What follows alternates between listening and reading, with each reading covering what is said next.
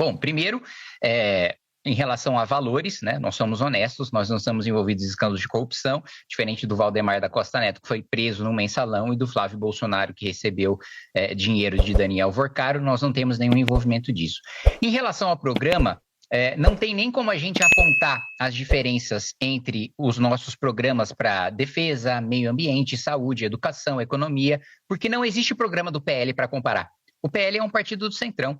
O Flávio Bolsonaro, quando perguntaram para ele quais eram as suas propostas, ele falou que não poderia revelar, senão seria atacado. Eu acho que alguém precisa ensinar para ele que a eleição, a ideia é justamente essa, né? Você colocar o seu plano, você ser atacado e você defender o seu plano, né? Então, primeiro ponto, nós temos um programa, e é um programa bastante robusto. Eu vou falar para você da área que ficou sob a minha competência, que é a área de reforma do Estado, né? Nós defendemos uma desindexação dos benefícios previdenciários em relação ao salário mínimo, uma revisão e desvinculação das receitas, da receita corrente líquida e da receita de impostos do piso da saúde e da educação, um corte, uma revisão de 200 bilhões de reais em privilégios tributários que nós temos sequestrados no orçamento público por uma elite privada, acabar com super salários e férias de 60 dias. Aliás, hoje saiu uma excelente matéria na Folha de São Paulo, do Rafael de Cunto, mostrando que, em protesto aos supersalários, o Ministério Público e o Judiciário estão aí trocando os supersalários por 170 dias de férias, ou seja,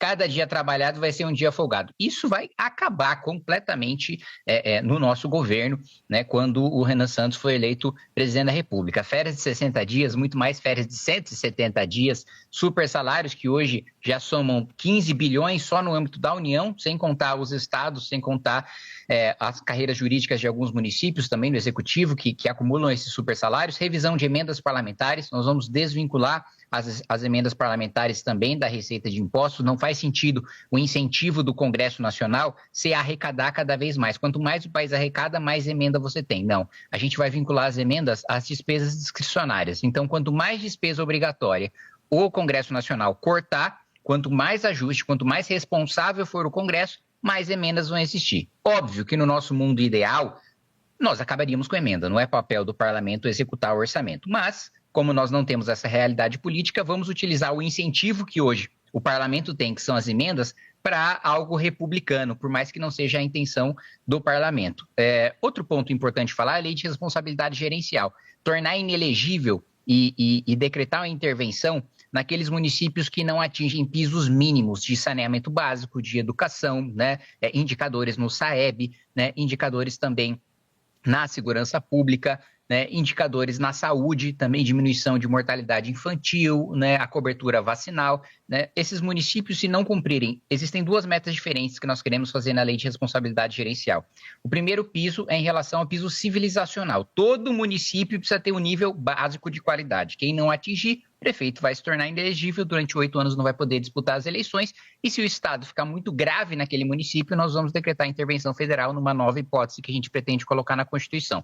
Por outro lado, aqueles municípios que já atendem esse piso, que já têm um mínimo civilizacional, vão ter metas de incremento. E se não cumprirem essas metas, da mesma maneira, o prefeito ficará inelegível. A gente também quer mudar a lógica de incentivos do Congresso Nacional e dos partidos políticos. Hoje, o fundo eleitoral e o tempo de televisão é calculado com base no número de deputados. Então, os líderes partidários, os dirigentes, fazem o diabo para eleger parlamentares, não têm projeto próprio e não se preocupam com qualidade de gestão.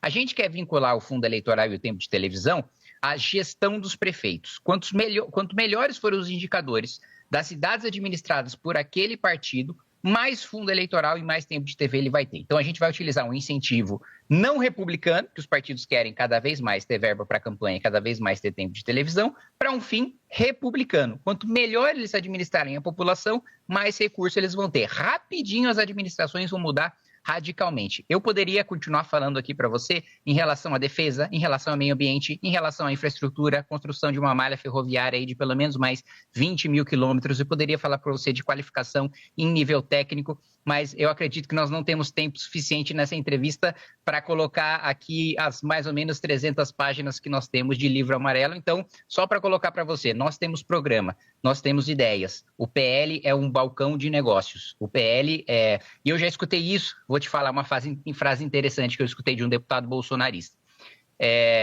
Os bolsonaristas diziam o seguinte: Kim, nós construímos um prédio enorme no terreno da nossa sogra. A sogra é o Valdemar da Costa Neto. Então, assim, nós temos uma diferença muito fundamental em termos programáticos, em termos de visão de mundo, com aquilo que é o PL, que no final das contas é o Valdemar fazendo negócio. Tem gente republicana, tem gente decente no PL? Tem, mas no final das contas está todo mundo na mão do Valdemar.